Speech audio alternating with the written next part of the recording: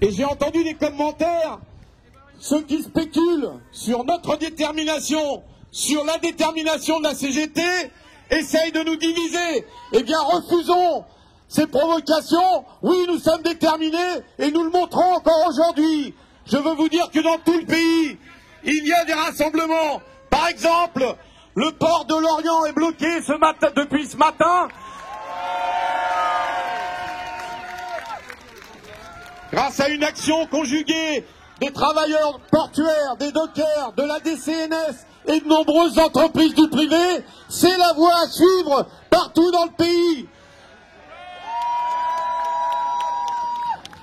Ce projet de loi, on essaye de nous dire qu'il aurait été aménagé, qu'il pourrait passer. C'est de l'enfumage. C'est de l'enfumage et nous refusons de rentrer dans ce jeu-là. Le principe de cette loi, c'est de diviser le monde du travail et de faire reculer le progrès social dans ce pays, puisque chaque salarié sera soumis à une loi différente. Alors oui, notre détermination, elle est plus que jamais d'actualité. Nous allons continuer, puisque nous avons déjà des rendez-vous dans la semaine prochaine.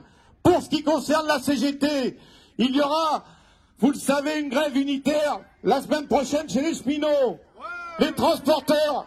Les salariés du transport routier sont en train de voter, entreprise par entreprise, l'idée d'une grève reconductible dès la fin de la semaine prochaine.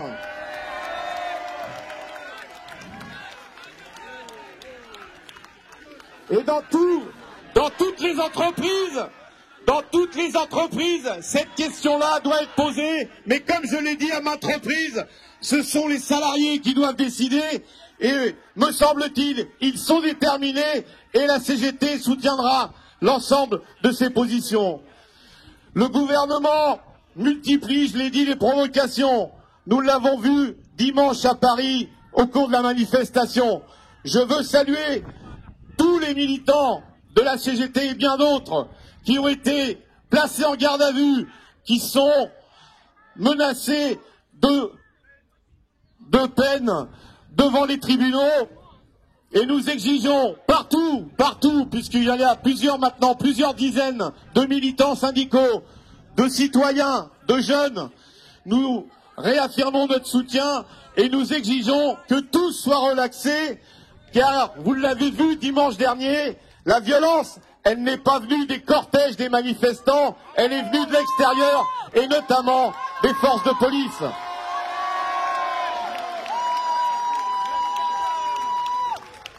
Donc nous refusons et nous condamnons cette répression.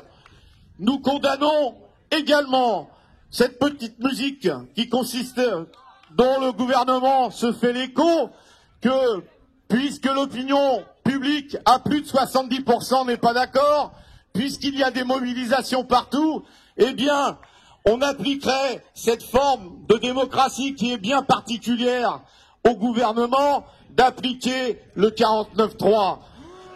C'est proprement scandaleux. C'est proprement scandaleux. Il faut que la démocratie parle et soit entendue. Il faut retirer ce projet de loi. Et je le redis, nous irons jusqu'au bout. Merci.